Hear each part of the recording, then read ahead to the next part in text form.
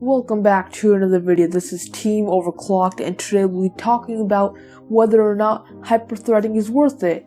Now, Intel hyperthreading basically takes the cores and splits the tasks up, so a 4-core CPU will act like an 8-core CPU while still having only 4 cores due to an advanced scheduler that splits up the tasks, so parts of the core will do parts of the task, and this will, in theory, increase performance. But how much performance does it really increase in real-world tasks like gaming and video editing? Stay tuned to find out. Now, for the test system, I have a Intel Core i3-6100, 8GB of DDR4 G-Skill RAM, and a Sapphire HD 7870 GHz edition, which is clocked at 1245 MHz on the core and 1345 MHz on the memory. Full specs will be in the description. So I ran these specs by going to the BIOS and switching hyperthreading on and off for the two scenarios. I kept the clock speed the same throughout the test to make all the variables as even as possible and to keep a sense of consistency to see how much hyperthreading itself affects the core and the performance. So let's jump right into the benchmarks.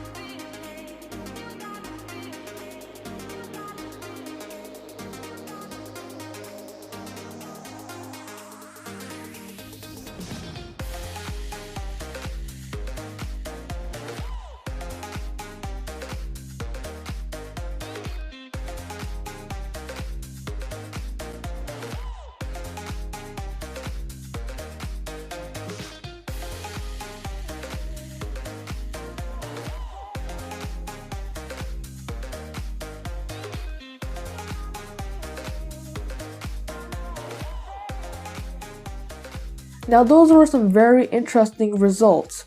Let's start off with Minecraft. Now in both scenarios we saw almost identical frame rates. There was literally a 0.3 FPS difference between the averages, making the gameplay indistinguishable from each other.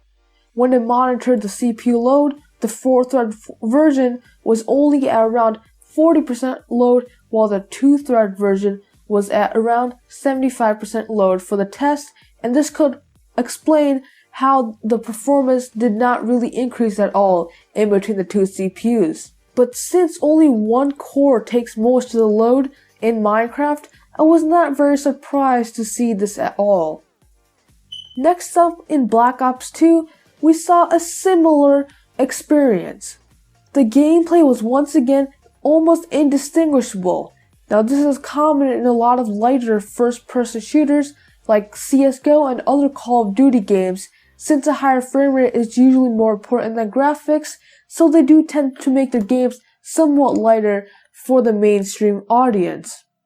And once again, I was not surprised to see this based on the CPU load, since the graphics card took most of the load in this game.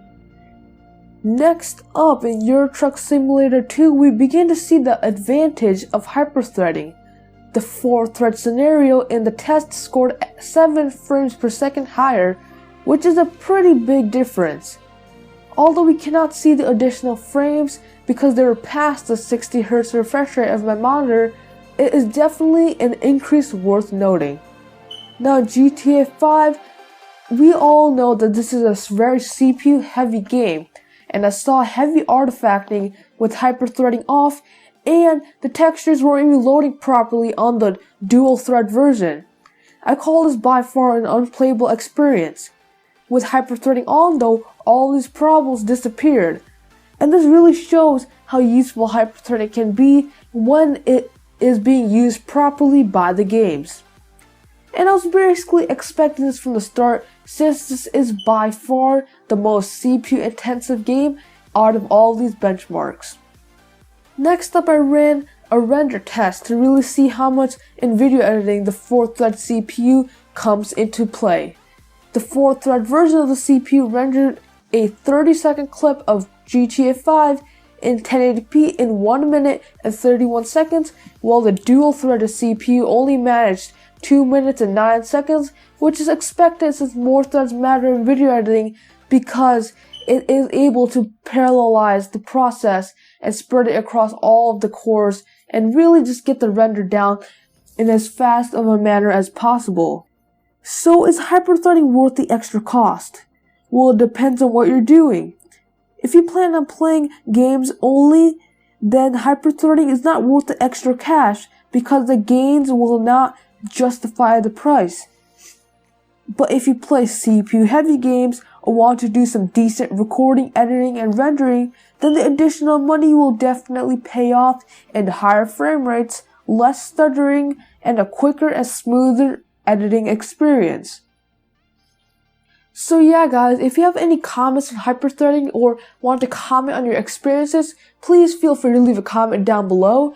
And that's all for today. If you liked the video, please overclock the like button. If you didn't like it, please dislike this video and subscribe for more content like this. And I'll see you guys in the next one.